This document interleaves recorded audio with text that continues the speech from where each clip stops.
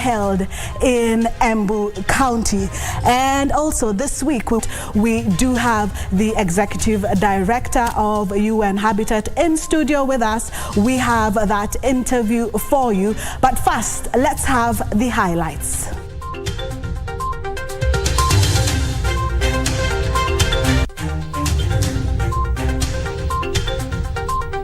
It is our collective responsibility to think about the 5 million young people in Kenya who today walk our streets. Sacrificing for the country, President William Ruto leads Kenyans in marking the 60th Madaraka Day celebrations, saying the housing levy is a worthwhile public duty. The Hustler Fund is going to deploy groups such as chamas and SACCOs, overcome exclusion and barriers to participate in credit savings. It is 1 million shillings for hustler groups as a third product of the fund is launched in Embu. And it is a colored celebration as Embu plays host to the 60th Madaraka Day celebrations.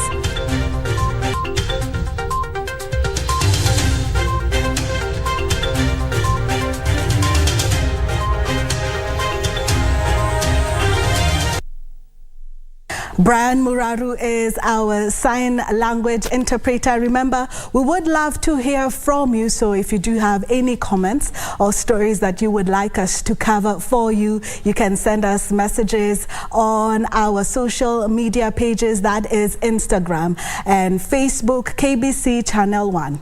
Now, President William Ruto is standing firm on the proposed 3% housing levy, which he says is meant to create 1 million jobs, beside providing 7 million dignified houses for those in informal settlement. Speaking when he was presiding over the 60th Madaraka Day celebrations in Embu, Ruto said it is encouraging that the finance bill and housing levy is now the focus of robust debate, generating national conversation instead of divisive old politics. The president said the levy should not be viewed as punitive, but will open up economic gates for those in the formal sector, stimulate productivity and competitiveness in the manufacturing sector.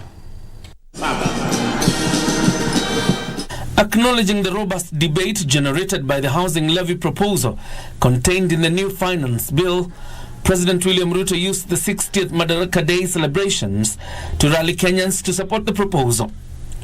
The housing levy, the president says, will inject billions into the economy through direct and indirect employment of more than 1 million individuals and the provision of dignified housing to millions in informal settlements. It is our collective responsibility to think about the 5 million young people in Kenya who today walk our streets, walk our villages, in our townships, in our markets, and yet they do not have an opportunity to deploy their energy, their knowledge, their education in making a difference in their lives and making a difference in our nation. The objective of affordable housing is to increase the number of homeowners and to transition more Kenyans from rent paying in informal settlements, in slums, and we have 1,411 slums in Kenya. The president called on salaried Kenyans to be selfless and mindful of Kenyans living in squalor. Let me ask the people of Kenya, if our freedom fighters, the people who made the ultimate sacrifice and lost their lives in liberating our nation, if they had asked the question that how is it their business, today we would continue to have been slaves of our masters if they asked themselves that question. The head of state responding to critiques of the housing fund levy, whom he accuses of peddling half-truths on the proposed mandatory deductions. Those of us who are earning Kenya shillings 200,000 monthly will pay only 2,500 to build a fund that will help create millions of jobs for millions of our young people and bring a meal on the tables of many hustlers. This is a worthwhile contribution to make for the greater good of our nation, as indeed the freedom fighters who came before us did. Your Excellency, we want to encourage you that millions of Kenyans desirous of economic prosperity are fully behind you. We want to encourage you that many Kenyans go quiet, have confidence that the measures you have come up with will improve the welfare of the Kenyan people.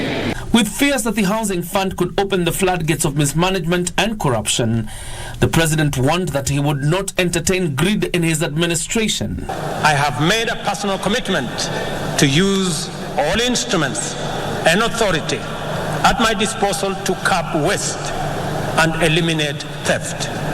I will not permit greed, lawlessness, or impunity.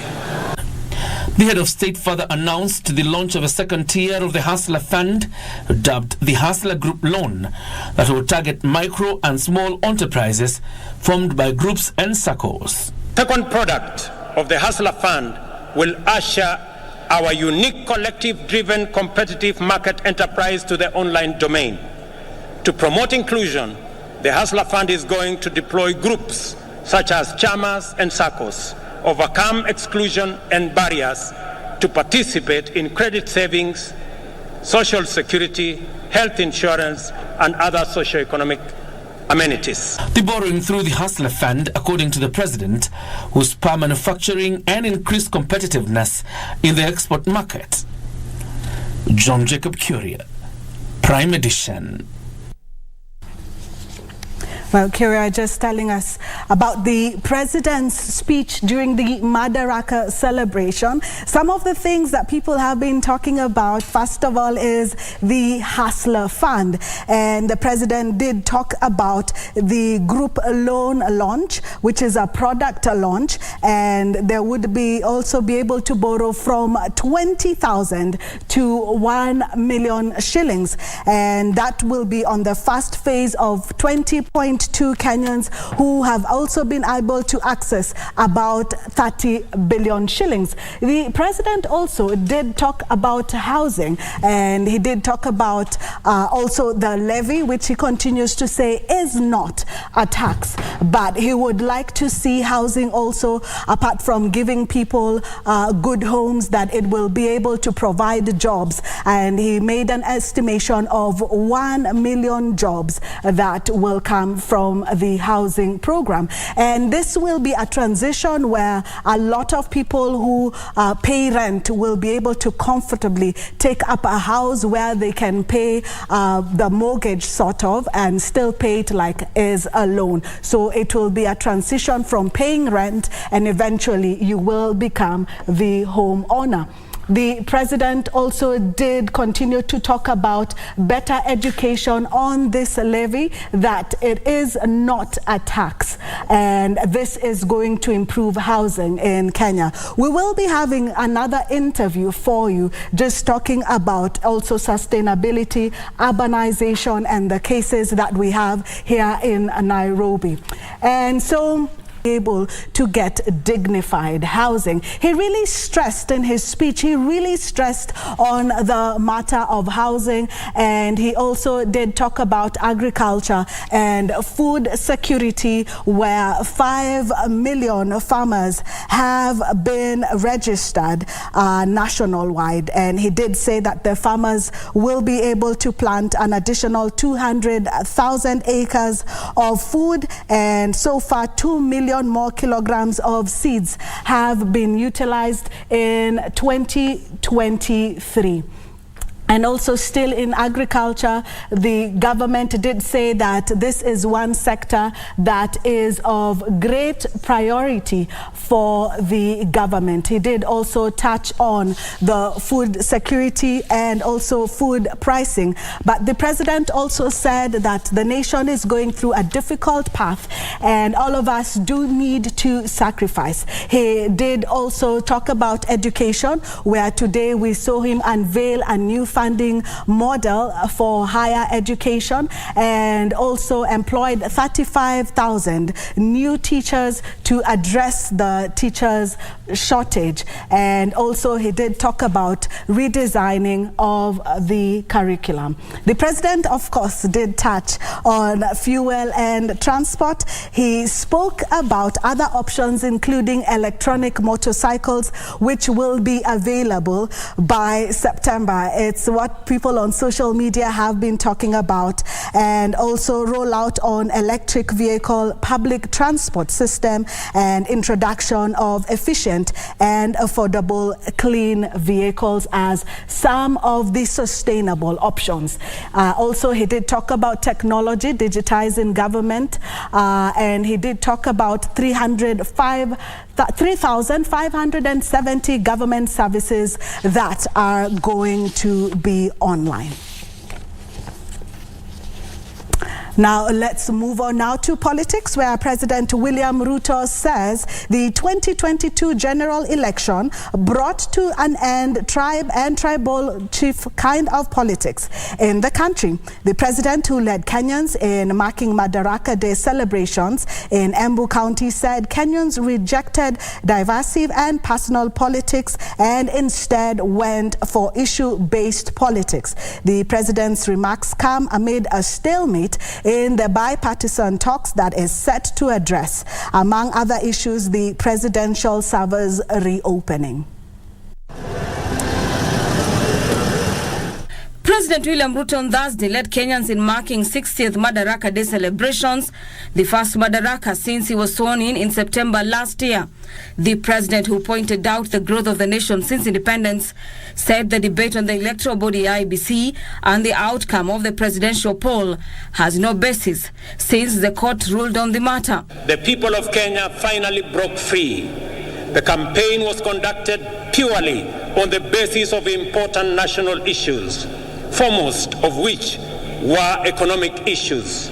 Not only did Kenyans reject the old divisive politics of tribe and tribal chiefs, but they also demanded and interrogated well-considered party manifestos with detailed plans for economic transformation. As a result, although the election was closely contested, it was the most peaceful in the multi-party era in Kenya. The president's remarks coming amid a deadlock that has hit the bipartisan team that was set to address 12 agendas, among them the reopening of the presidential servers, with the talks now suspended indefinitely. President Ruto, who pledged to work with leaders across the board, said the country has evolved democratically and urged leaders to avoid tribal politics. We have easily sustained intense discourse on the finance bill and the affordable housing policy for weeks now. The debate has remained issue-oriented, and there is no hint of divisive ethnic rhetoric at all. The cost of living is keeping all leaders, including myself, awake, and this is precisely as it should be. At the same time, President Ruto welcomed the debate on the finance bill, saying the politics of the nation have since evolved from personality to issue-based. For Prime Edition, I'm Gladys Mungai. So I'm back to the stories of the day, and already I can see comments about the president's speech. We'll definitely be following up some of those stories. The most comments are on housing and also the fund for businesses. Now, calls for Parliament to shoot down the proposed finance bill dominated Madaraka Day celebrations in Nairobi today. Speaking during the event marked at City Stadium, opposition opposition leaders led by Deputy Minority Whip Edwin Sifuna called for the shelving of the finance bill, arguing the timing is wrong since the economy is still fragile and most Kenyans are struggling to make a living. Madaraka Day celebrations in Nairobi. Pomp and color characterize the day. Governor Johnson Sakaja. Nairobi Governor Johnson Sakaja arrived at the event in a Rolls-Royce, the official governor's car bought in the year 1966. The leaders who graced the event letting loose and even joining the bands in celebration. But after the song and dance came the conversation that is at the heart of most Kenyans. The finance bill, which proposes a raft of tax changes aimed at expanding the tax base and raising revenues to meet the government's budget. Opposition leaders here reiterated their stand that once the bill is tabled, they will marshal their troops to shoot it down. Kwa hii bill inakuja ya finance, sisi hata support your bill kwa sababu wananchi wana shida, njaa iko katika mitaa na hiyo itakubali. Sisi watu wa Nairobi tunapinga huo mswada kwa sababu tumechoka na mzigo. Punde imechoka, msipongezee mzigo zaidi. The leaders terming the bill yet another burden that is being imposed on already struggling Kenyans. Kwanza tuweze kuwapa wananchi wetu uwezo wa kulisha familia zao. Wakati tumeshiba tuongee mambo mengine. Sema ati mtu wa salon pia yeye anaenda kulipa ushuru. Ile weave, hii makucha fake, hii kope fake, hiyo ni vitu ya kuweka ushuru juu yake kweli. In a rejoinder, their Kenya Kwanza counterparts fired back. Na watu ambao wanakaa chini na wanazungumza maneno, hakuna mambo itaharibika. So wananchi msiwe na wasiwasi, tutashughulikia maneno haya na najua tutaweza kufikia mahali. On his part, Nairobi County Governor Johnson Sakaja expressed his commitment to bettering the lives of Nairobi residents, pledging to serve all equally, irrespective of ethnic, political or social status. Nairobi hakuna njaa ya Mkikuyu tofauti na ya Mjaluo. Si ndio hiyo? Hakuna ukosefu ya maji ya Wakamba tofauti na ya Waluhya. We are one people, we have the same needs, we have the same leadership. As the country marks the 60th edition of the Madaraka Day, Kenyans of different political divide have been called upon to embrace peace and unity, even as the debates of the proposed finance bill of 2023 take center stage. Barsai Frederick reporting for Prime Edition, Nairobi. Thank you, Frederick, for that story. That was the celebrations in Nairobi County. I do want to tell you the stories of pomp and color of the 60th Madaraka Day that is coming shortly after the break. Katika ulimwengu huu kuna wengi ambao wana macho lakini kuona hawaoni, na mimi nawaambia wale ambao wako na macho waangalie si mbali, lakini waangalie katika mji wa Nairobi, waone vile maendeleo inakuendelea. Hapa tulipo, kiangalia nyuma yenu mnaona manyumba ambao wakati wa utawala wa beberu haikuwako. Ukiangalia mbele yenu huko utaona vile mambo ambayo hayakuwako wakati wa utawala wa beberu. Na mimi nasema kwamba tukiwa na mambo kama hayo, tunaonyesha ulimwengu mzima kwamba sisi tulikuwa tuna hitaji, tulikuwa na kiu ya kuwa watu huru.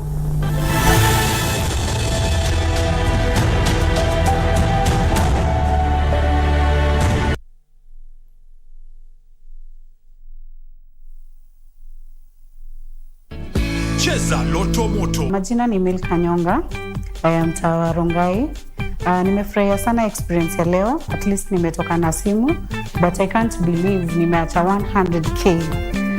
But next time najua nitapata more. Anyway, naimiza tu kila mtu acheze na muendelee kucheza Loto Moto. Kila mtu ni mshindi. Usisahau kucheza Loto Moto. Shinda milioni 2 kila siku. kwenye M-Pesa, chagua lipa na M-Pesa. Paybill number, weka 757070. Account number, andika neno loto. Weka kiwango chochote cha pesa kuanzia shilingi 50 hadi 2000. Lipa, kisha subiri draw. Are you a holder of unclaimed financial assets? Surrender unclaimed financial assets today and avoid the last-minute rush. Take advantage of penalties and fines waiver ending June 30th, 2023. Report and surrender unclaimed financial assets today. For more information, visit our website www.ufaa.go.ke/holders or contact us through holders@ufaa.go.ke or call us on 020-402-3000. Do not wait for the June 30th, 2023 deadline. Unclaimed Financial Assets Authority. Receive, safeguard, reunite.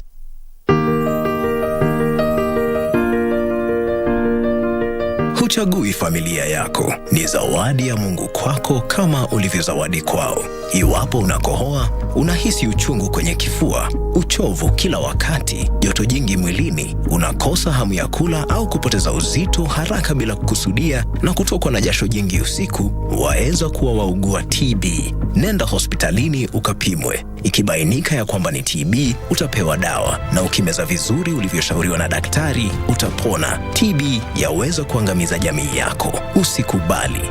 Matibabu ni bila malipo katika hospitali zote za serikali.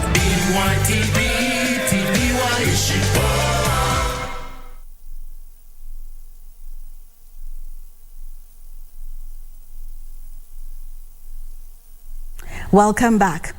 A section of leaders have hailed President William Ruto's Madaraka Day speech, saying it centered on economic transformation, which is at the center of the national discourse. The leaders who attended the annual feat in Embu County urged Kenyans to support the president's cardigan call to make sacrifices to improve the lives of the underprivileged, such as the country's forefathers did 60 years ago.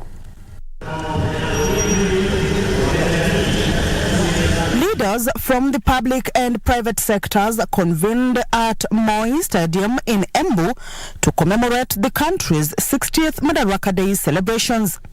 The leaders who attended the event were upbeat over the remarks in the president's speech that centered on the country's economy.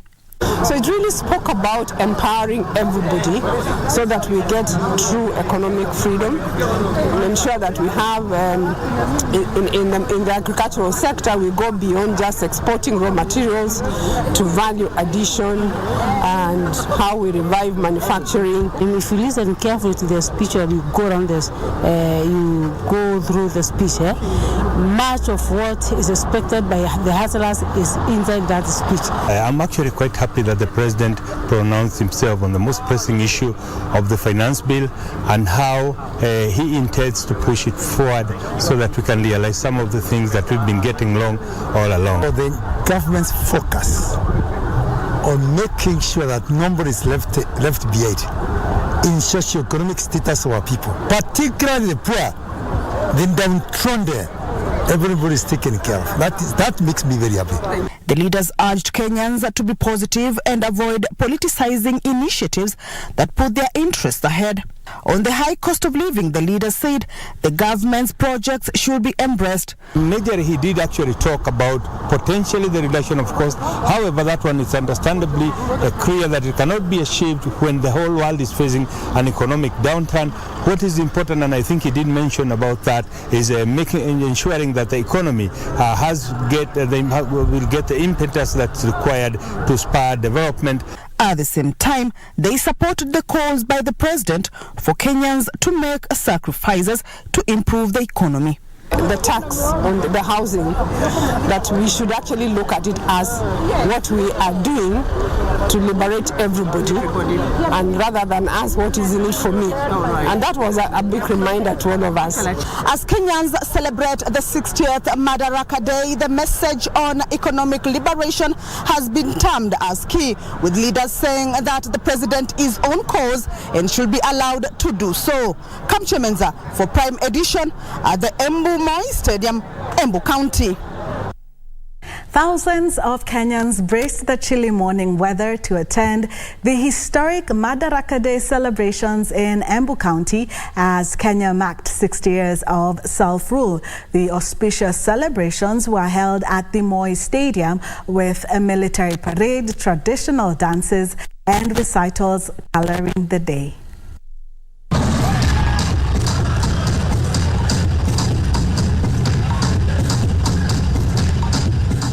At the break of dawn, this was the site at the renovated and upgraded Moi Stadium in Embu County as the military hyped the early attendance.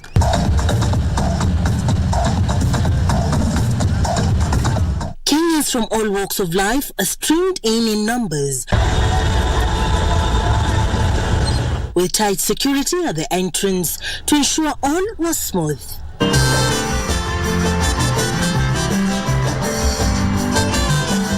The Maroon Commandos band living to their reputation as the electrifying songs rented the air.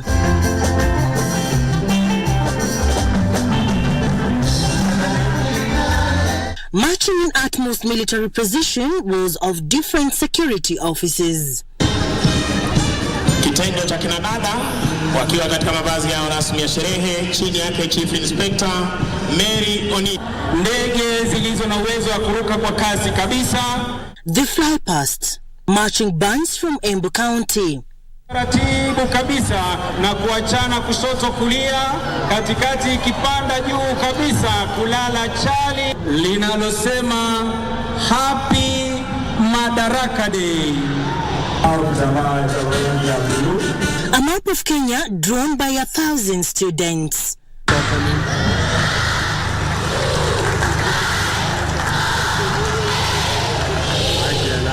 A show of a tug of war between Mamamboga and Kanjo. Drama, song and dance.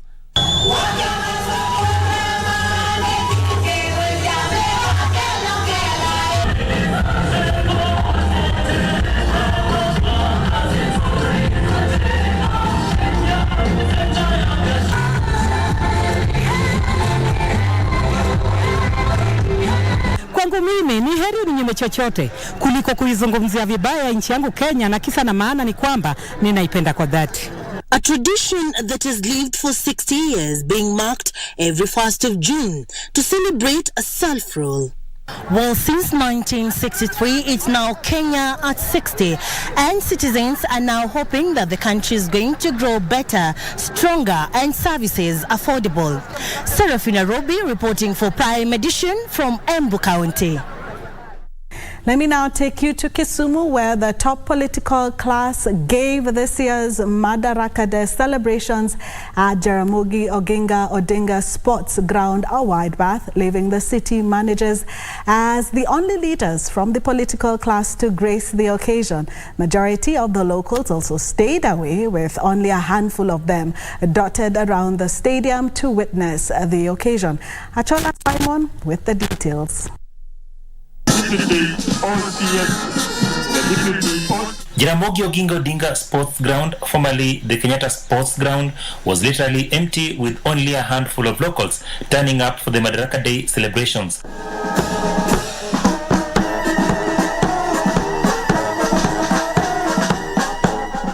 The county political class were a no-show, leaving only government departmental heads at the venue. Representing the county leadership, Kisumu City Manager Abala Awanga promised to decisively deal with the chaotic bodaboda industry in the town, some of whom he accused of colluding with criminal elements to terrorize locals in residential areas, especially Milimani area. Sentiments echoed by the acting county commissioner, Hussein Alasu. I said, I don't want bodaboda sheds in Milimani. And I told you, Bwana Kimande, why are tears? Let us kick out these fellows, the bodaboda sheds in Milimani.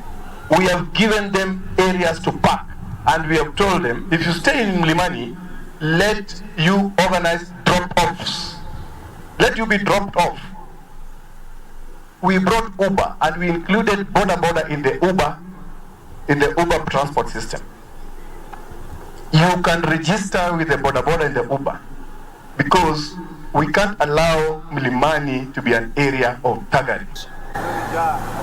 We want to make sure that we will secure our business and the businessmen, and investments. We'll protect them from those hooligans. We'll make sure the business are safe. I think we have tried that. We will do that. We had isolated incidences, but we'll make sure even the isolated cases, we will eradicate them. Abala said he will not relent in ensuring that order is restored in the CBD, further saying that they will ensure street families are also ejected from the city streets and reintegrated back to society, noting that they have also contributed to increased insecurity. There's a lot of insecurity in the bus park. We have improved the security light there. Now, those street boys who are there, we have street boys and street children. Street boys are packed. And we have the consortium of Kisumu street boys. Your donor money that you keep protecting the street children should be well specified. Every time I have meetings with you, you tell me, oh, that's their zone. We don't want street boys in this city. Achola Simon, Prime Edition, Kisumu County. Two politicians affiliated to Azimio political wing who attended the Madaraka Day celebrations in Mombasa want the government to relook at the proposed finance bill, claiming it is a blow to the already struggling Kenyan. Mombasa County Commissioner Abdrizak Jadesa, who was the host, urged locals to turn up in large numbers to give their views on the bill instead of relying on politicians for information. It was a low-key Madaraka Day celebrations in Mombasa held at the scenic Mama Ngina waterfront, a situation that was damped by a heavy morning downpour. The celebration given a wide berth by the Azimio wing in the county, including area governor Abdul Swamad Nasir.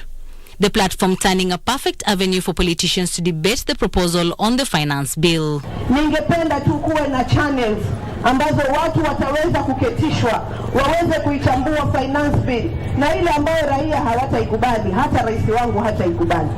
Kwa sababu nina kura ndani ya bunge. Na kwa maslaha ya watu wa Kisauni nitaipinga.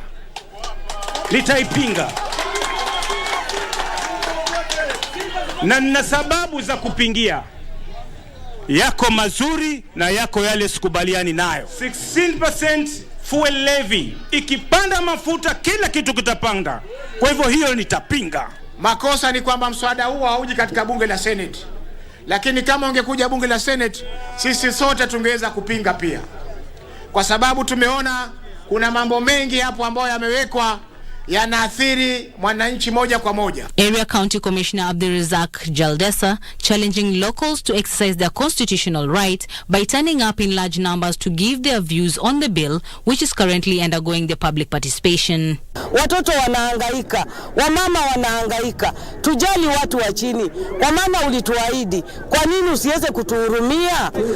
Mshahara hautoshi, kisha bado unakuja unakatwa 3% ya affordable houses.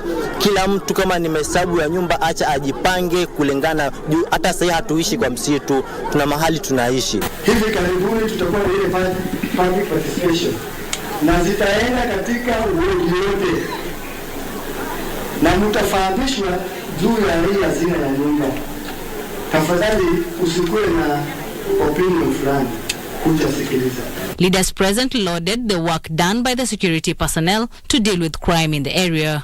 Usalama ulikuwa ndio unaangaziwa katika taifa zima. Mombasa hapa kuna magengi haya, magengi yale wanajiunda huku, lakini tunashukuru kwa ushirikiano hivi sasa usalama umeimarika, na bado tutie mikakati kuhakikisha usalama unapatikana zaidi. For Prime Edition from Mombasa County, I am Anburu. County administrators and governors across the country led Kenyans in marking the 60th Madaraka Day celebrations in their respective counties. Here now is how the day was marked in various parts of the country.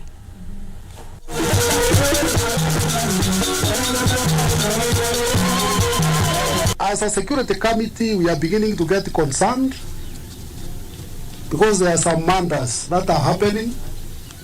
And those matters are related to land disputes.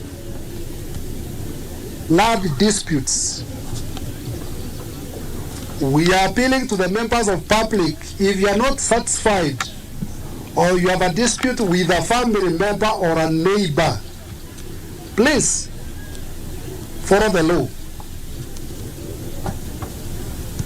If you don't want to go to court, use the alternative dispute resolution mechanism. As we robustly work with the local Siaya residents and the diaspora stakeholders, we look forward to having a people-centered and a professional-driven government that meets the needs of the people of Siaya. It is either pombe itoke au chief atoke au hata going to commissioner. Yani pombe itoke, tumepewa amri. So mimi sitaki hata kusema juu ya hiyo.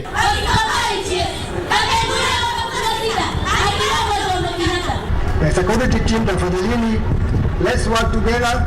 Wananchi wa Mandera wako tayari. They are ready. We want to get this problem once and for all.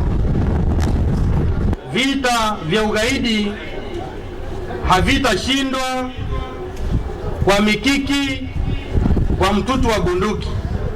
Vita vya ugaidi vitashindwa katika jamii. Hii ina maana kwamba sisi wenyewe tukisema kwamba hawa watu wabaya tusiwape nafasi kupita katika maeneo yetu, tusiwape nafasi kupata hata chakula katika masoko yetu, tuweze kuwatambua, na mimi nawahakikishia kwamba habari mtakayoitoa hakika tutaiweka siri. Hii maneno ya bunge ikitoka bunge tukuja tuelezee raia.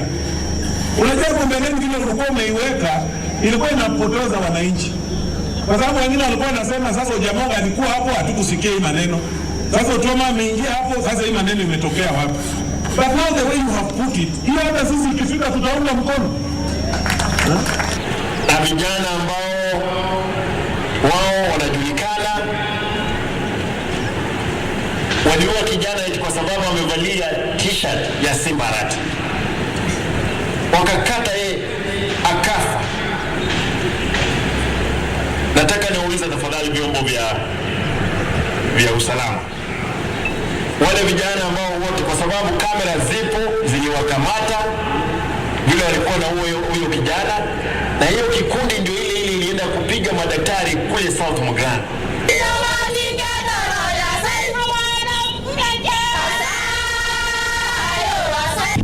Mr. President, you have only 3 options. The first option is to keep quiet, not do anything, just relax 5 years ago and there is nothing to be said about you. That was option 1. The second option that you have is to continue following and digging and getting Kenya into the ditch. That is another option that looks very easy. So you do have program lakini unakinga unaendelea kuchimba chini. The third option is to take the hard and difficult questions or ensuring that you stop digging the hole, but look for means and ways of raising revenue so that you can move this country forward.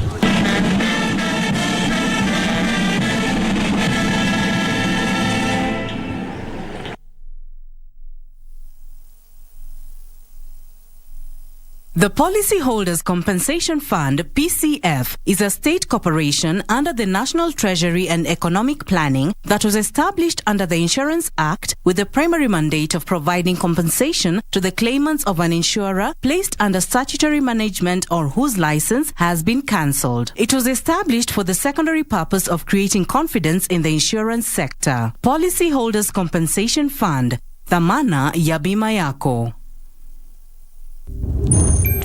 Kurumisha ndege. Aviator instant game. Be a daring pilot and earn by how much high you can lift the plane. The higher you fly, the higher your win. The sky is the limit. Mozart Bet. Iwapo unakohoa, unahisi uchungu kwenye kifua, uchovu kila wakati, joto jingi mwilini, unakosa hamu ya kula au kupoteza uzito haraka bila kukusudia, na kutokwa na jasho jingi usiku, waweza kuwa waugua TB. You have to draw a balance between the gentleness and also there's a part for spanking. Even the scripture says that spare the rod, spoil the child. Love and fear intertwine. But where do we cut across to address the fears that we have in parenting? Watoi siku hizi ni kama OMG, you know. It looks like a cool thing being a mother. Yes. And sometimes I think people don't understand the reality of motherhood. TB yaweza kuangamiza jamii yako. Usikubali. Matibabu ni bila malipo katika hospitali zote za serikali.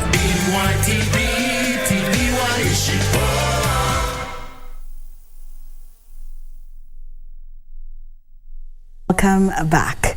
Now, youth in the continent have been challenged to be innovative and embrace digital platforms to promote tourism as well as expand employment opportunities. This was the clarion call during the 5th Africa Youth in Tourism Innovative Summit in Namibia. Our reporter Irene Muchuma attended the event and filed a report. The 3-day event comes at a time tourism stakeholders have amplified calls for the establishment of regional tourism forums to boost the growth of the sector. Through the summit, we hope to empower youth into technology and encourage them to be more innovative in tourism and create employment. The event attracted participants from 38 countries who exchanged ideas and shared experiences on how to maximize tourism opportunities. We are here to promote what we offer, the services that we offer in Botswana, to showcase the world what we have in Botswana as far as tourism is concerned. The event is expected to not only open doors to enhancing the growth of the sector, but also showcase the creative minds in Africa. United Nations World Tourism Organization Secretary General challenged the youth to ride on their innovative skills to drive the African tourism agenda. Africa Tourism Partner CEO Kwakwe Dankar urged investors to leverage on partnerships and mentorship programs for sustainable growth of the sector. So our plea here is to urge everyone to give as much support as possible and to make this particular initiative try not only to just gather here, but to be able to support them and allow everyone who is in the room to either pursue their dreams of being entrepreneurs or pursue their dream of having decent jobs, not continue to be the waiters, the cleaners. There are a lot of opportunity, and that is why we brought all the experts in the room to contribute to this agenda. This year's tourism summit in Namibia was aimed at providing an opportunity for regional networking as well as rewarding youth who have played a key role in promoting tourism in the continent. With 38 countries represented at the 5th Tourism Summit in Namibia, delegates at the event are optimistic that the 3-day forum will enhance job creation in the digital space and improve tourism earnings, especially in the African continent. Irene Muchuma Udin, Channel 1 in Namibia. Kenyatta National Hospital workers allied to the Kenya Union of Domestic Hotels, Betting, Educational Institutions and Hospital Workers have threatened to go on a strike from the 7th of June, citing delays in payment of the May salary. Meanwhile, the government is keen on implementing the recently gazetted digital hailing service regulations. Details of this and other stories in the news brief.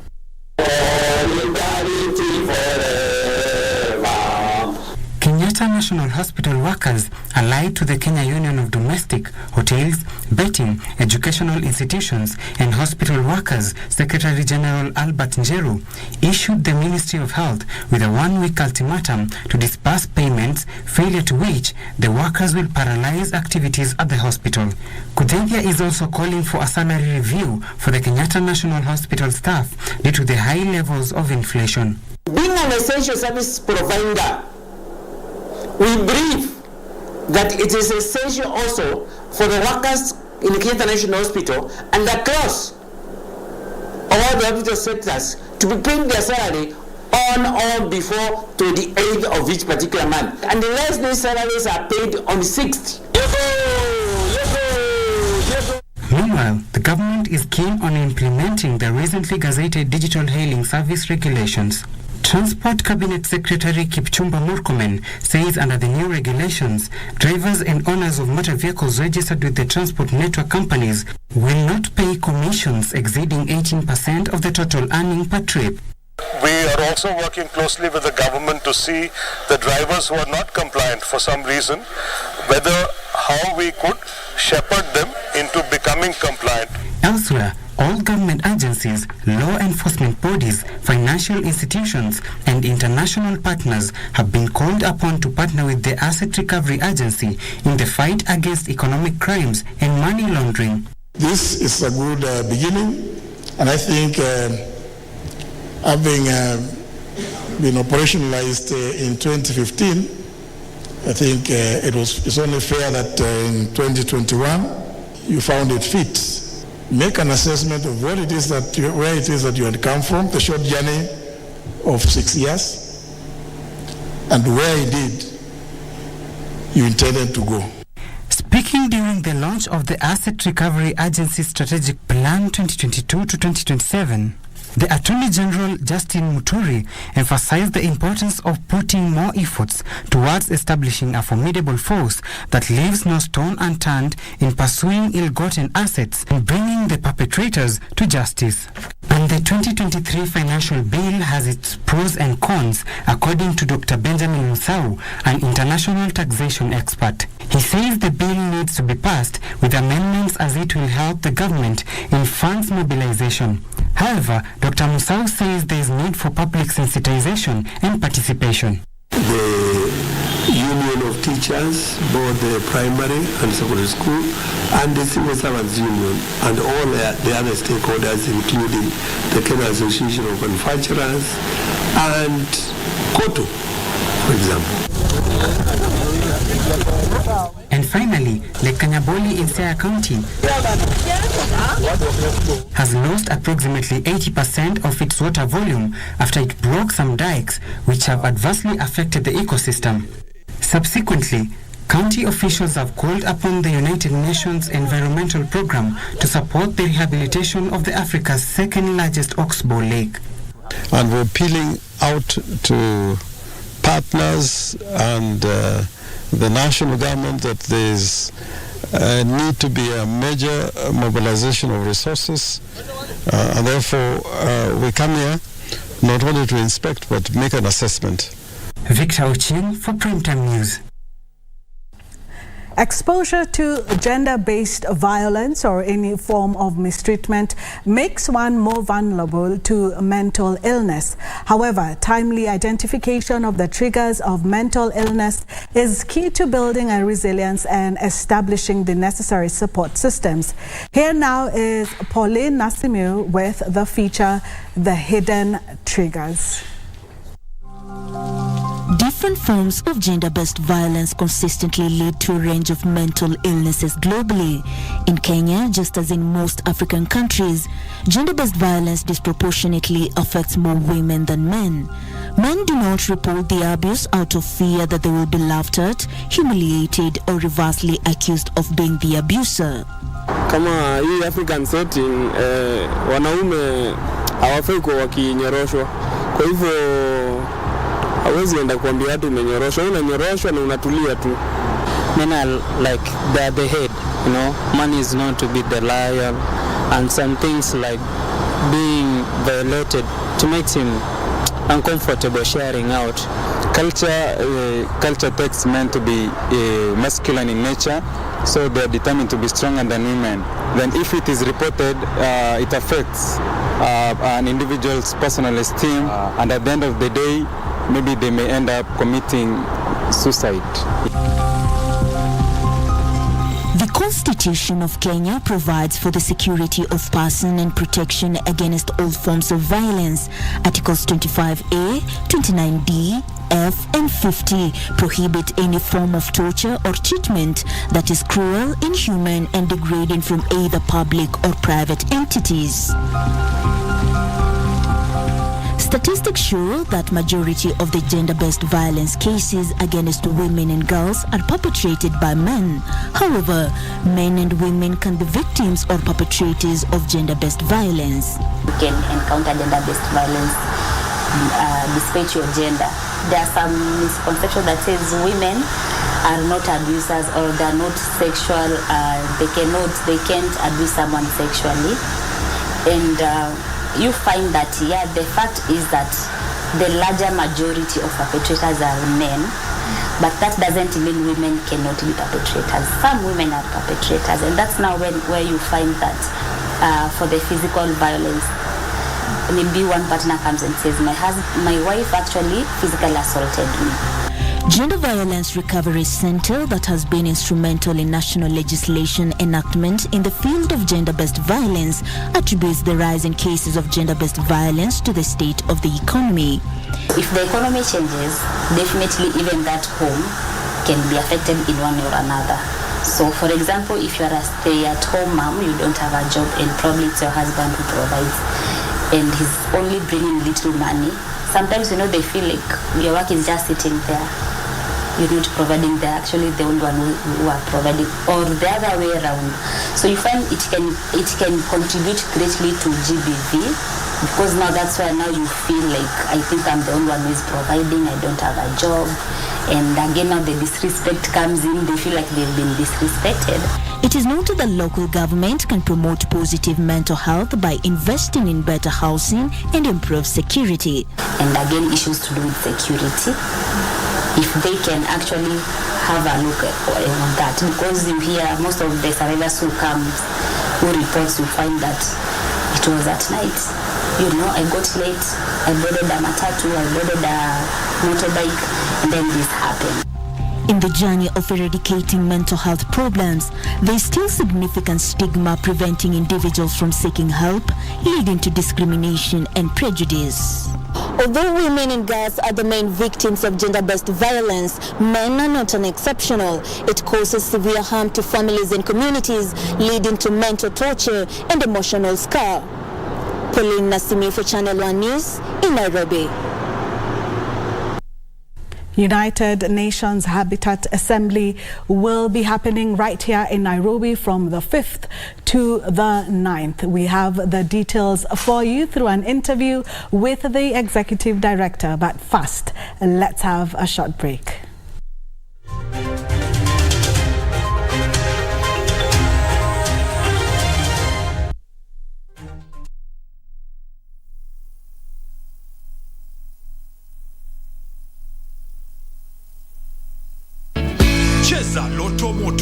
Kwa leo nimeshukuru Mungu kwa hii kipindi ya leo ya Loto Moto. Imekuwa vizuri, nimepata kenye nilikuwa expect about. Na nimeshukuru sana Mungu. Najaribu kujumulisha wenzangu pia waendelee kucheza Loto Moto, nikitia ukweli. Loto sio ndoto. Loto ni real. Usisahau kucheza Loto Moto. Shinda milioni 2 kila siku kwenye M-Pesa. Chagua lipa na M-Pesa. Paybill number weka 757070. Account number andika neno Loto. Weka kiwango chochote cha pesa kuanzia shilingi 50 hadi 2000. Lipa kisha subiri draw. Ili kupata sikiza tune hii ya Usini Record, bonyeza *811*396#. Unakata pia kabaya Wakenya mnakuanga nako ya kuweka mtu kwa speaker alafu mnarekodi sauti yake bila ruhusa. Nikipata sauti yangu ina trend huko nje na kuna pesa napata, mtajua mimi mlu yako na roya na sina roya binadamu. Usini record. Ili kupata sikiza tune hii Usini Record, bonyeza *811 *396#.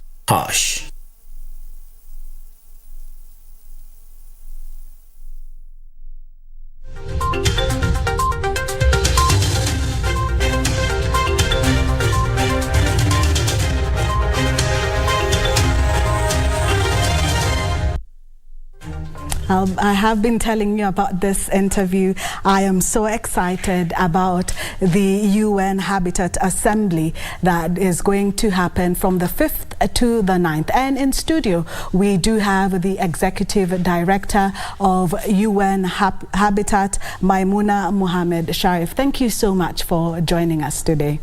When I did the introduction, someone sent a question and said they would like to know more about the UN Habitat. Let's start from there. What is the mandate of the UN Habitat? Thank you so much, Cynthia, for having me here.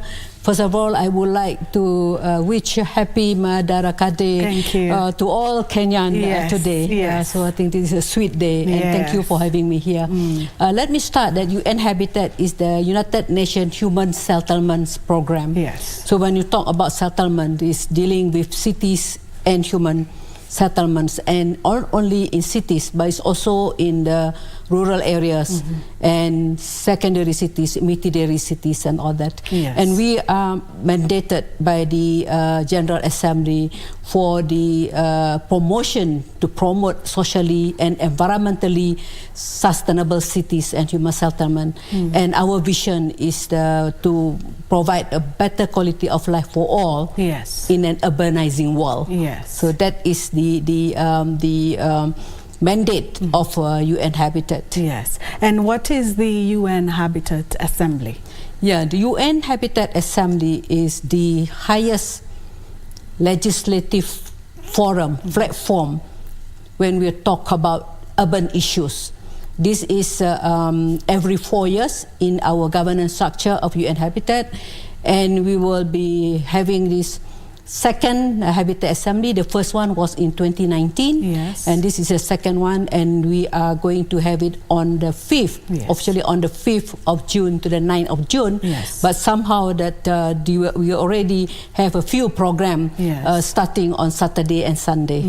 And what should we expect from this meeting?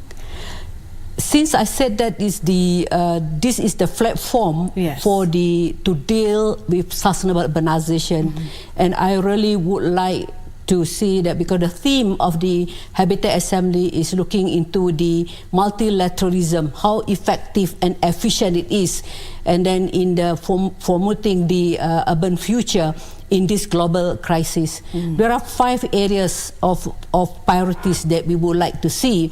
And my expectation is that the 193 member states will discuss. First is on the adequate housing. Second is on climate change. Third is on urban crisis. Fourth is on how can we localize the 169 the targets of the Sustainable Development Goal. And the fifth is that prosperity and finance.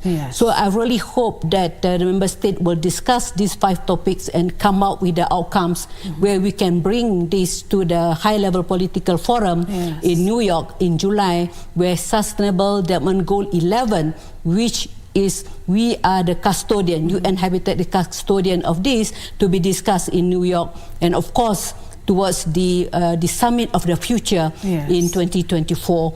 That is my expectation, that we can get the outcome, solid outcome, action-oriented, and fully funded. Yes, I like that, action-oriented. So we'll see action after the assembly. And it's interesting, you've mentioned that the 5 areas, one of them being housing. And today during the Madaraka celebrations, the president really spoke about housing. Why is housing so important? I think housing is very, very important, that it creates dignity. It is a right of everyone to have a roof above the head. But for UN Habitat, we are not only talking about the roof or the 4 wall. We are talking about building communities. We are talking about building the good quality of life. When you talk about housing, this link to, as what I think the president mentioned about the creation of employment, and also linked to the provision of basic services like water, electricity, sanitation, and at the same time also linked to health. When you have health and education, and at the same time, this is also to promote the livelihood and building up the community. So housing is a catalyst for the in order for us to have a better quality of life. Yes, and you just mentioned housing is a basic human right, but we continue to see hundreds of millions of households around the world continue to be excluded. How can governments bridge this gap? And I like the fact that you said there will be action. What are some of the announcements that you would also like to see governments make after the meeting? Yeah, one of the areas that I would like to see is that also from my experience as an urban planner, as a former mayor in Malaysia, that we need data. With data, we can formulate the policies and regulations that have to be implemented. Not only the giving the policies which is not implementable. I think this is very, very important for any government or any countries to have the political will to put housing at the center, and also giving the provisions of regulations, and at the same time the governance. Second is that we really need the collaboration with the private sector, because this is very, very important, because the government cannot be alone giving all this affordable housing or not for everybody, but we need the collaboration with the private sector.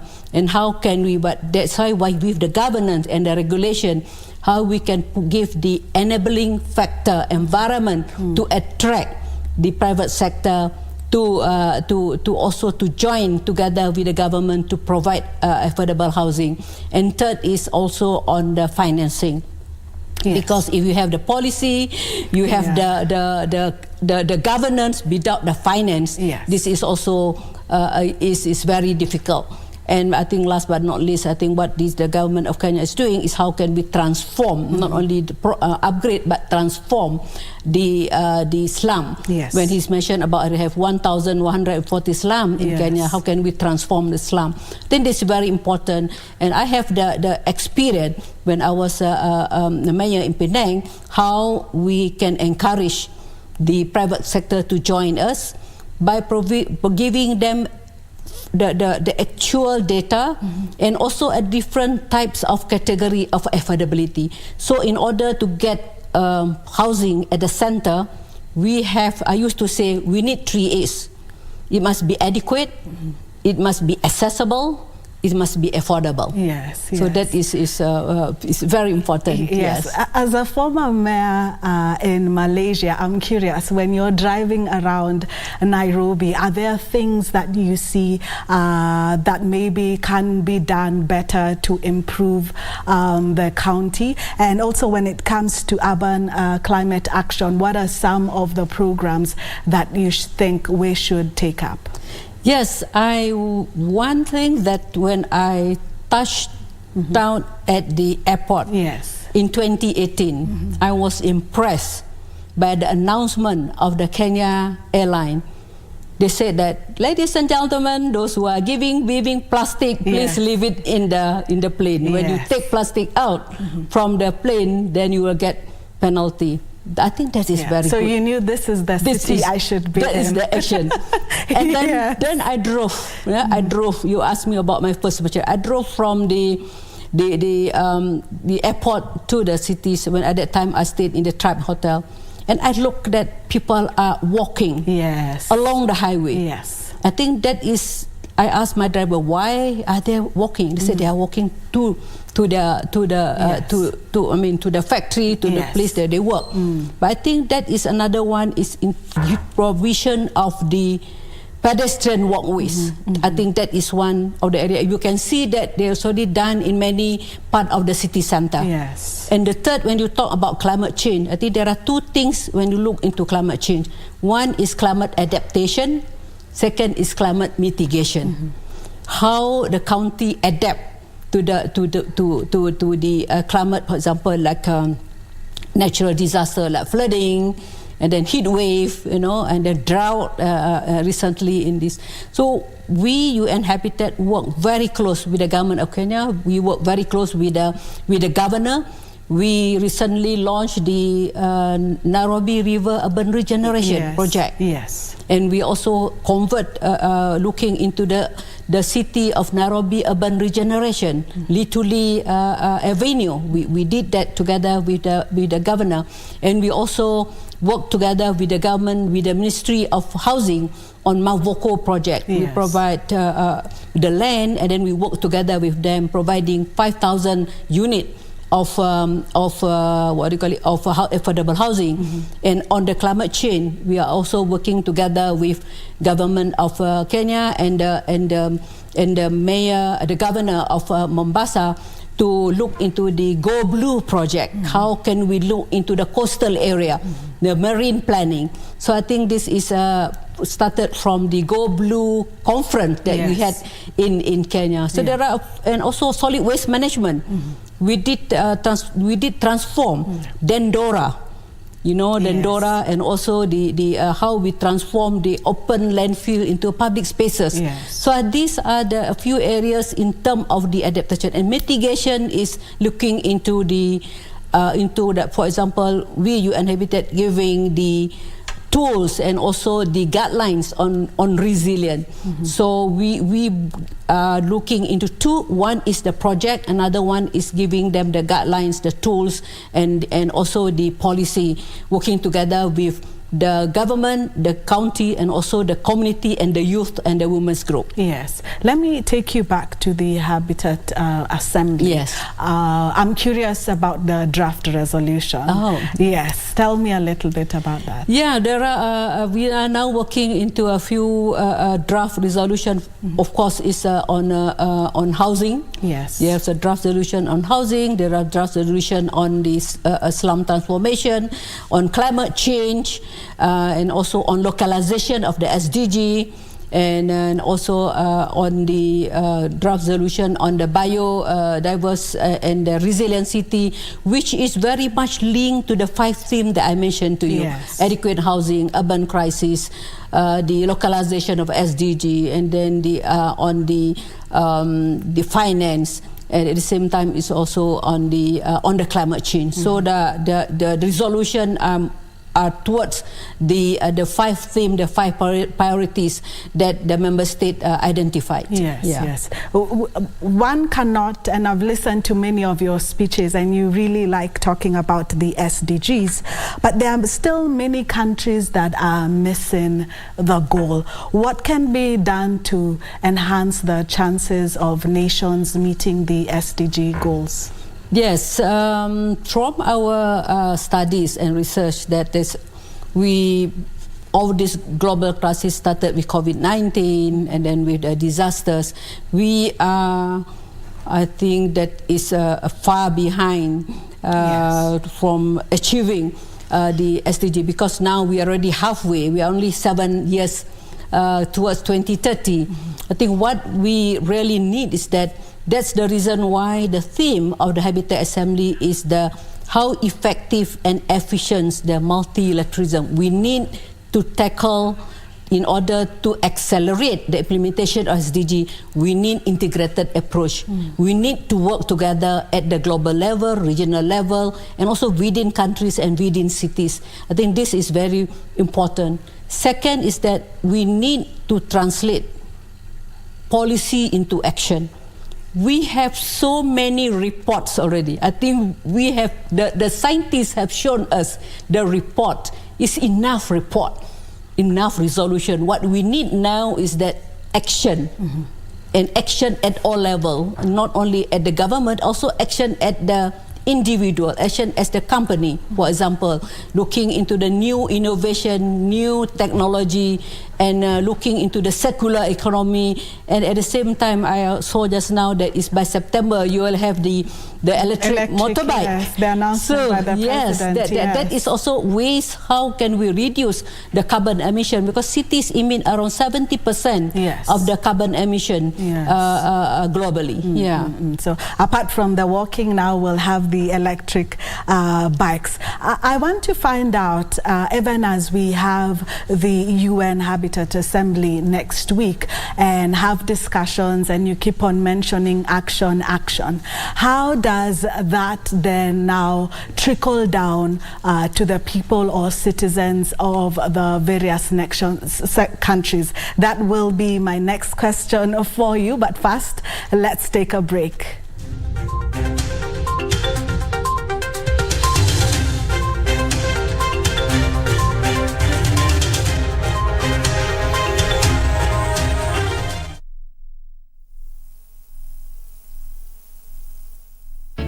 Cheza Loto Moto. Majina ni Milka Nyonga, mtaa wa Rongai. Nimefurahia sana experience ya leo. At least nimetoka na simu, but I can't believe nimeacha 100k. But next time najua nitapata more. Anyway, naimiza tu kila mtu acheze na muendelee kucheza Loto Moto. Kila mtu ni mshindi. Usisahau kucheza Loto Moto. Shinda milioni 2 kila siku kwenye M-Pesa. Chagua lipa na M-Pesa. Paybill number weka 757070. Account number andika neno Loto.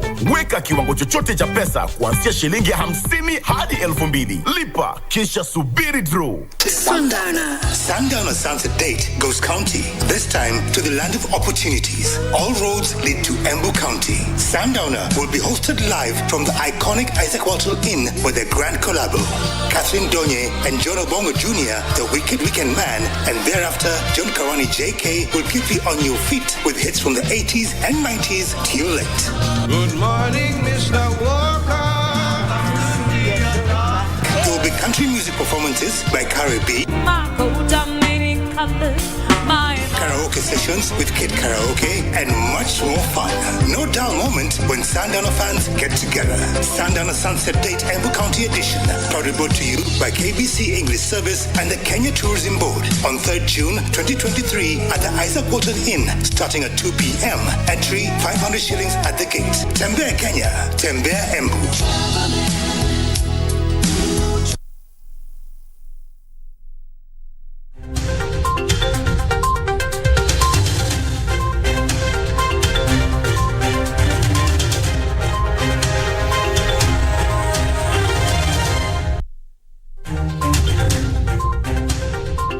Okay.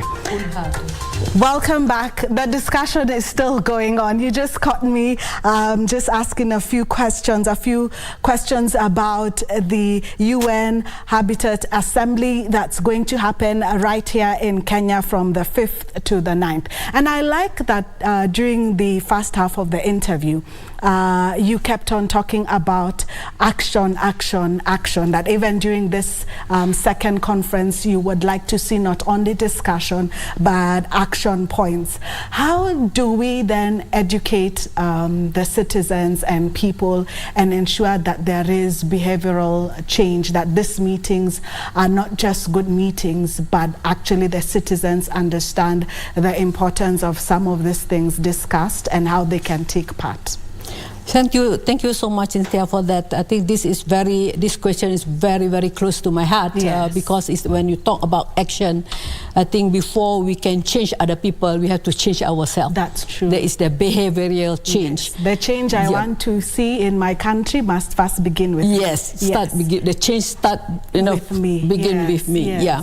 Then with the family, then with the community, then with the county, or maybe with the country, and of course it's global. I think that is very important when you talk about change. Not only change, but it's transformative change. We have to transform in order to accelerate, as you said, about the achievement of the Sustainable Development Goal.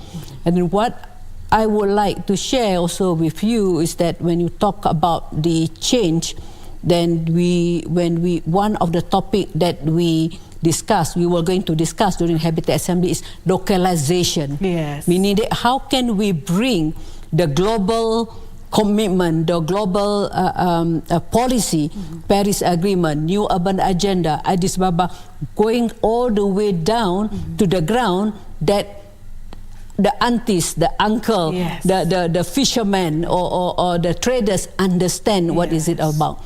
I remember, Cynthia, in one of my experience, when we talk about, just say, waste management and rubbish. There's one person who told me is that rubbish has no hand, rubbish has no leg, rubbish has no wing. But how can rubbish clog the drain that cause the natural disaster like flooding? Who is the culprit?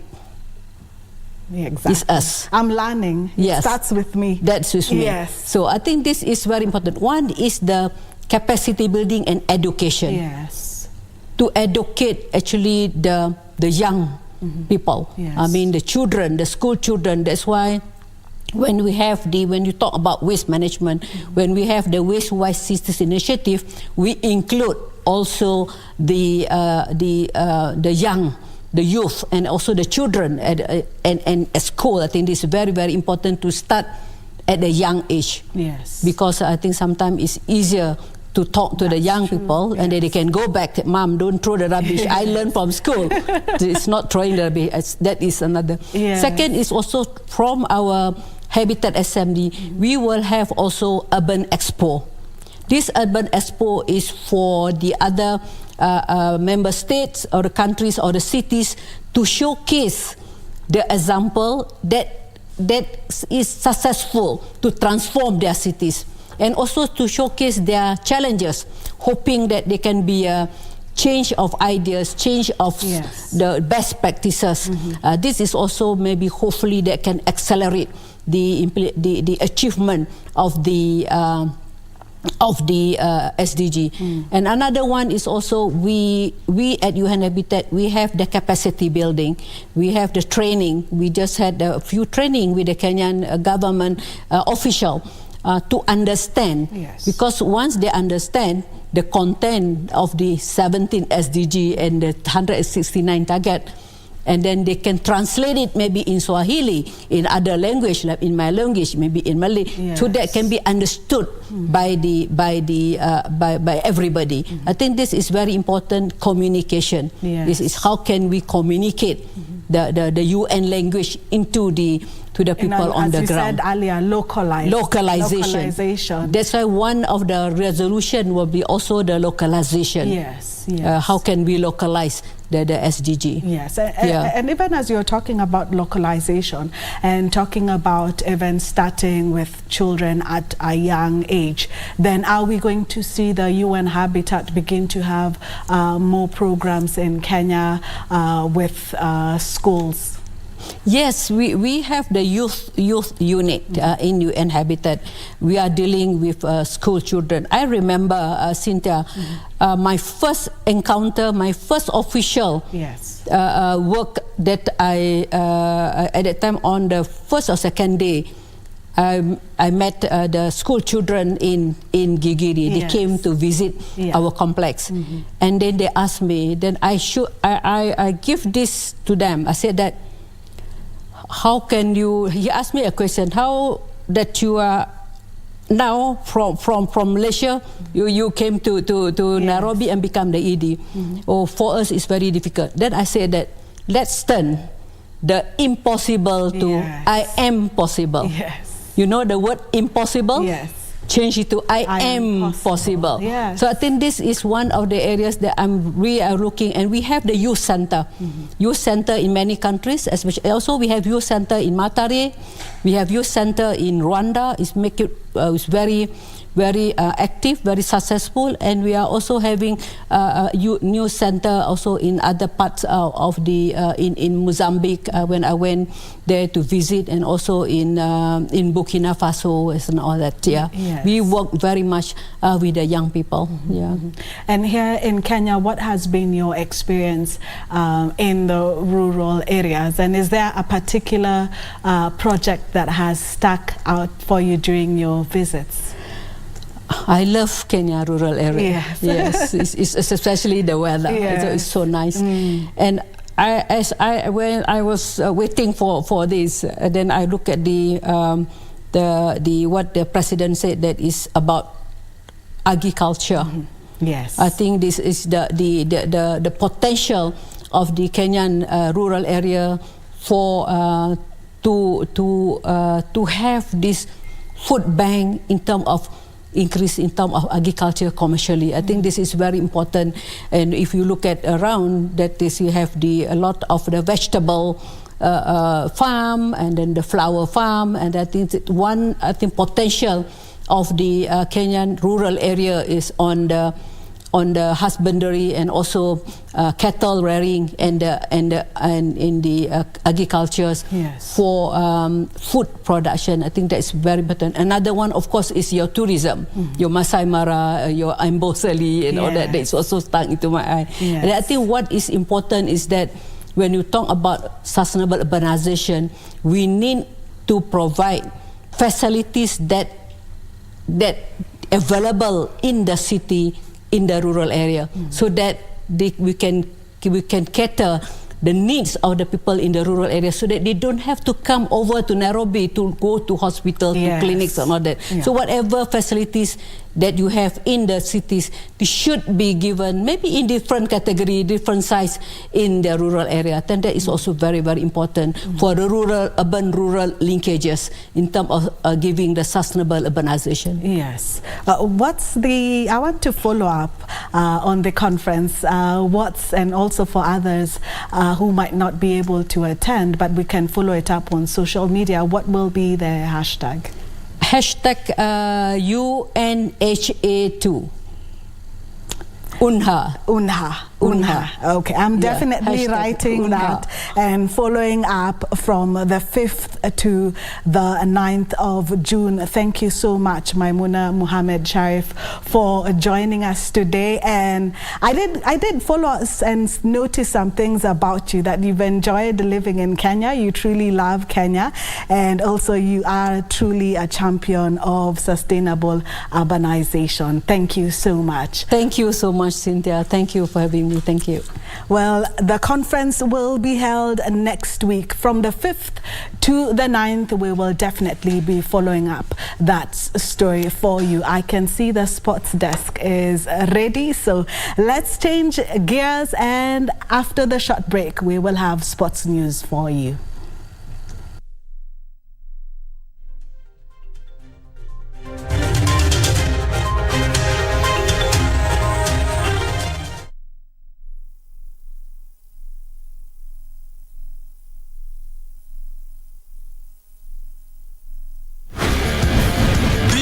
Odds in the world every day on selected matches.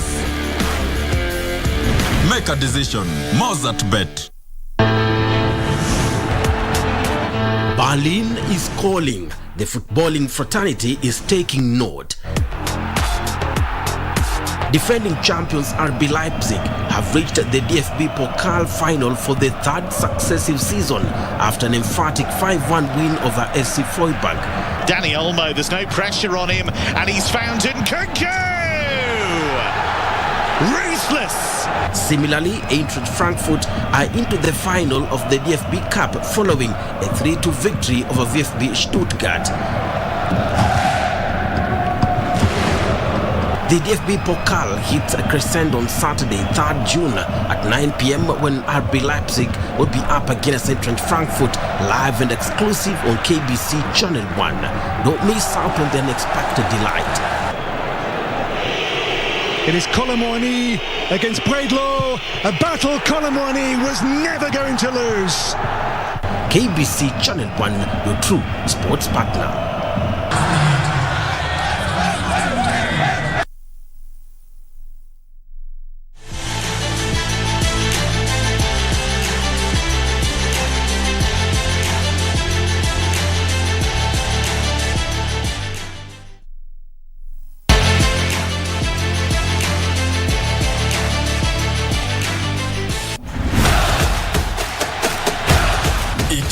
The cup with the golden ticket.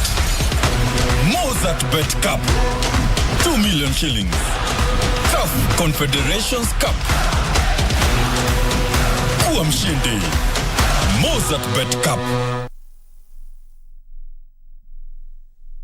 A very good evening to you. My name is Daniel Ruhome and welcome to Prime Edition Sport. Now, Esape Kalapi has taken the overnight lead at the Rally Italia Sardinia after tonight's opening stage, leading M Sport Autonax by 0.2 seconds. Thank you very much, Buckley Feather, for that report. And remember that we will bring you SS12, SS17 on Saturday, 2 stages on Saturday, and also on Sunday we will have that, and also the podium for Rally Italia Sardinia. And this is courtesy of your true sports partner, KBC Channel 1.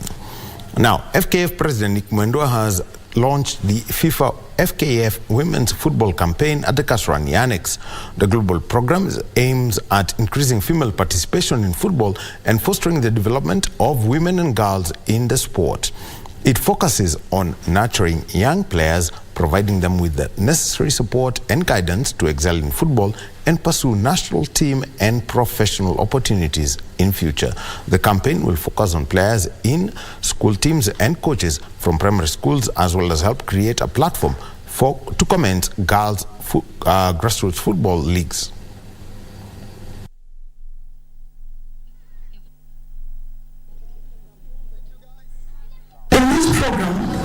Traverse the entire country. We will organize clinics for girls. We will organize tournaments in schools, in academies, in our counties, to campaign for women football, to give them balls, to show them how football is played, to train them, so that in the coming years we can have a big pool of girls when it's a football.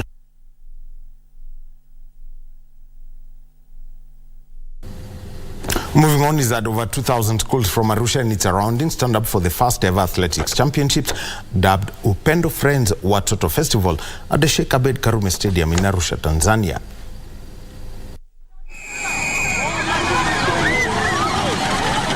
More than 1,000 children competed in the Upendo Friends Watoto Festival, and starting next year, the championship will feature school children from Kenya as a way of nurturing more athletics talents in Tanzania. Na lengo letu kubwa sana la kwenda huku chini ni kuhakikisha kwamba hapa katikati tumekuwa na gap kubwa sana ya wakimbiaji. Maana yake tunao seniors, lakini hawa juniors pamoja na youth na kids athletics tulikuwa hatuna katika mpango kazi wetu, lakini hivi sasa tumeanza mpango huo ili kuhakikisha kwamba mwaka 2028 katika michezo ya Olimpiki itakayofanyika Paris, tutahakikisha kwamba hiyo michezo sisi tutakuwa na wanariadha watakao tuwakilisha.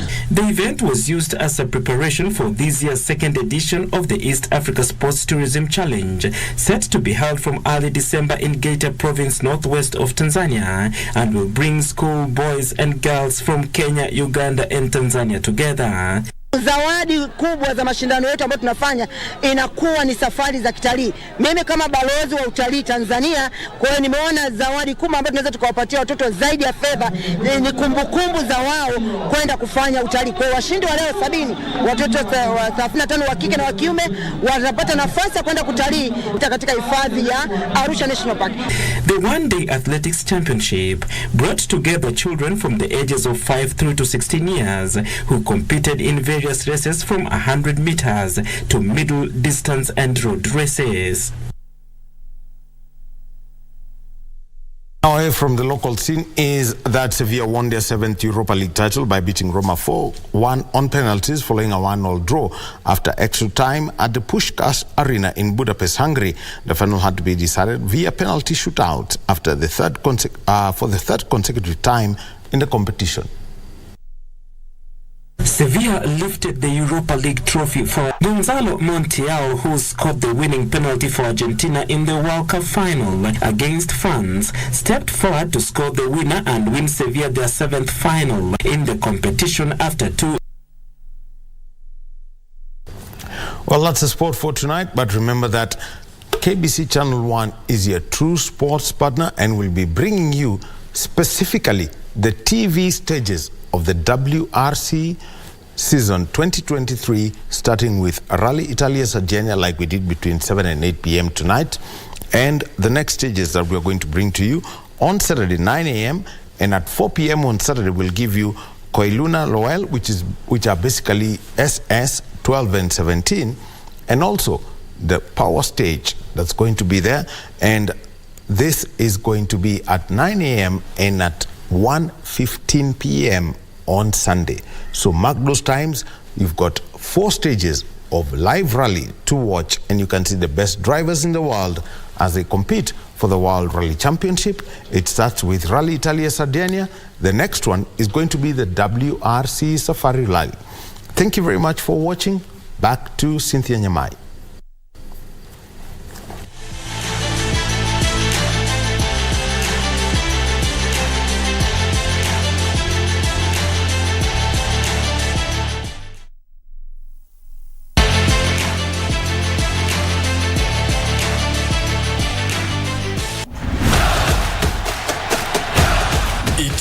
The cup with the golden ticket. Mozart Bet Cup, 2 million shillings. CAF Confederations Cup. Kuwa mshindi. Mozart Bet Cup. Well, that's all we had for you on this special Madaraka Day. Thank you so much for your feedback. I have Agnes Mutua who says that she did enjoy the coverage that we had today during the special Madaraka Day, 60th Madaraka Day in Embu. Well, that's KBC. We always enjoy to bring you the stories and the stories that you want to watch and can get educated. From me and the rest of the team, we do want to wish you a very good night.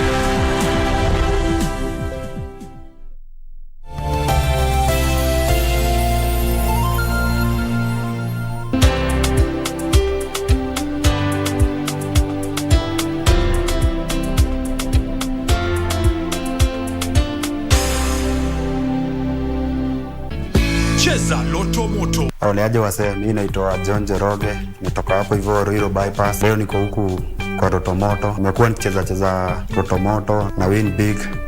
Alafu leo hapa hivi niko huku. Hiyo show imekuwa tricky. Juu nilikuwa tu nimekujia ki 42 hapa hivi. Lakini leo nimewin grass na jag. Na nahimiza wase mcheze Rotomoto. Juu mtu win big. Usisahau kucheza Loto Moto. Shinda milioni 2 kila siku kwenye M-Pesa. Chagua lipa na M-Pesa. Paybill number weka 757070. Account number andika neno Loto. Weka kiwango chochote cha pesa kuanzia shilingi 50 hadi 2000. Lipa kisha subiri draw.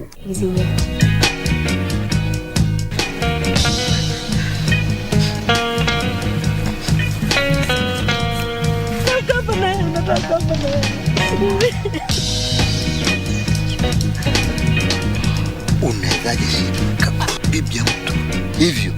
Hao wanawake wa Nairobi. Nagute, mshawahi kuja kumtembelea hospitalini?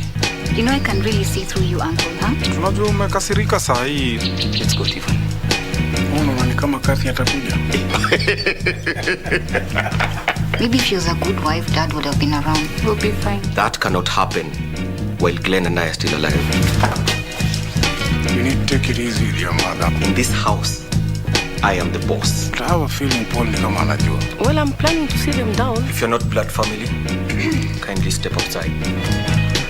Now you understand why I told you have a lot to talk about.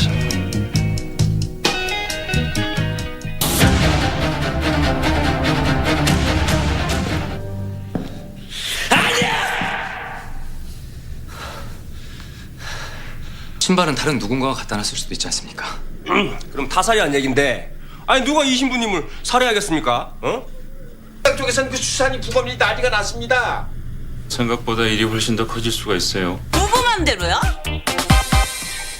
내 맘대로. 하니 박탈? 그러니까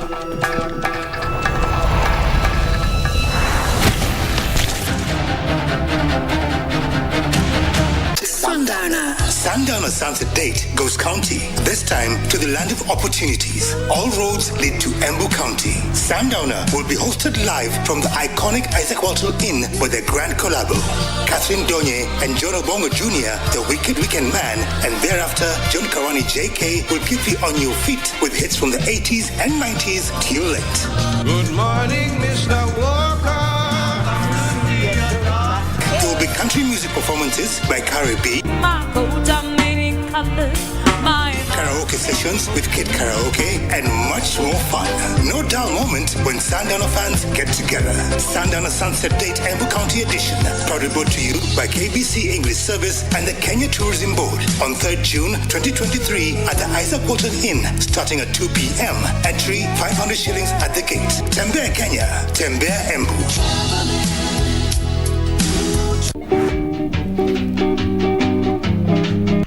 this calls for celebration, and that is the reason I decided to come with my heart. Now you say sarangia dao. Umesema unausanga mahindi? Nausanga mahindi. Unausanga wahindi ama unausanga mahindi? Tuache sisi si watoto yake. Sasa kwanza wewe vile unakuwa wewe ni mzee hata kuliko hiyo mzee. Unaweza kuwa mtoto ya mzee bwana wewe ni mzee. Na nikisema nilitoka premature. Ati? Nikisema nilitoka premature masiku. Sasa ukitoka premature ungekuwa hivyo uko kweli mzee. Sasa wewe ni mtoto mdogo wewe. Mimi na tata yangu. Wewe una miaka ngapi? Mimi 16. Kuna mahali mimi nishaikosana na wewe ama umesikia ati nimeipa mahali pesa? You are very romantic and professional. Sina swali hili kwa bibi yangu. And now there are just 2 teams left. The cup holders take on Eintracht Frankfurt. What a header! Danny Olmo! The Red Bulls. And DK! Against the Eagles. It's all or nothing time. It's Soboslai again! Kick-off on June 3rd. Kamada! There can only be one winner. Colomwani! What a night for RB Leipzig! Leipzig-Frankfurt, the DFB Cup final.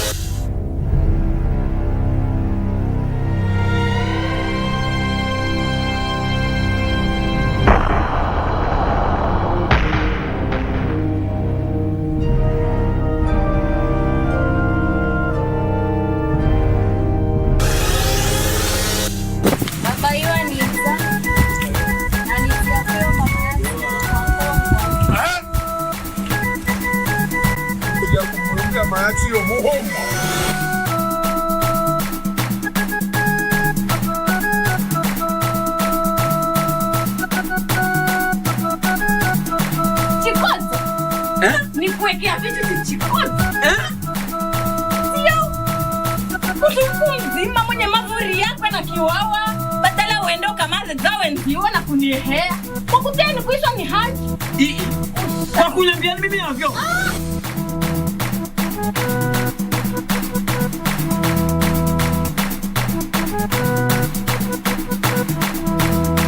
Wanagea baba.